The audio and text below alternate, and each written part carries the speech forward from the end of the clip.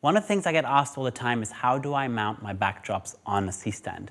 And I've figured this out different ways, and this is really the best way I've found. I'm going to use a C-stand, and if you haven't watched the C-stand video, go ahead and watch that now. This is the continuation of that for how to mount a backdrop on a C-stand. So I've got my knuckle at the top, remember, righty-tighty, lefty-loosey, and I'm going to bring this out about 6 to 8 inches away from the C-stand, and you'll see why I do it this way, and make sure this is super nice and tight. I've got the supervisor clamp from Kupo here, and I'm going to put the product number in the description below. The great thing about this is it has a super long thread, which makes it really easy to mount a backdrop, and you'll see why. I'm going to put this again over the top of the center of this knuckle into the largest opening, and probably kind of angle it down almost horizontally, and then make sure it's really, really nice and tight. Now, I'm going to mount my backdrop right in here, and I'm going to tighten this. So I'm going to get it to about where it needs to be, there. And I've got my Oliphant backdrop here. Now, when I travel with these, I have them rolled on the unpainted side on the outside. That means if anything rubs against it on the plane or whatever, that's not going to be a problem. But when I shoot, I want it to look nice, so I always unroll them all the way and then roll it back so that the actual painted side is what's showing. I'm not going to do the prettiest job of this right now, but you get the idea. And I'm going to roll it to about the length that I need on this. It's always a bit fiddly doing this.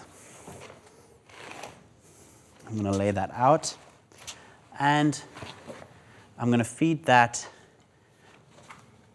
into here and then close the thread from the back, and it just goes nice and easy around the dowel. And the great thing about having a setup like this, let me move this around,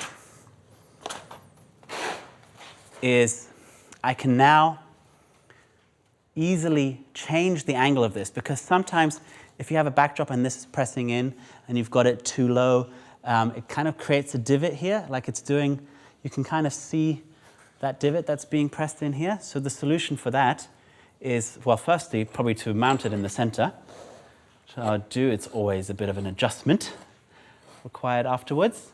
And then I can mount this a little higher, and the divot disappears just because then it's hanging correctly. So this works very easily. The jaw here holds nice and tight on the background. It's a very easy way to mount backdrops between 4 and 5 feet, depending on what your dowel is. If it's kind of wood, sometimes it tends to bow. If your backdrop's very heavy, it'll bow. Maybe you need 2 setups like this, 1 on each side.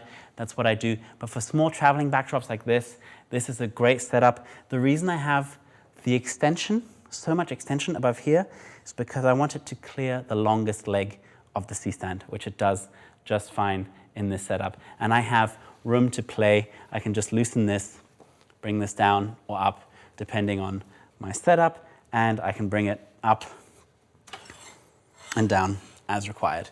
Obviously, can make it a little bit prettier, but I just wanted to show you very quickly how I use this setup with the supervisor clamp to hang backdrops. If you have a bigger backdrop, just use 2 of these, 1 on each side, kind of adjust them, get your friend to help so you can see if it's actually straight, which I haven't done yet, and you're good to go to shoot.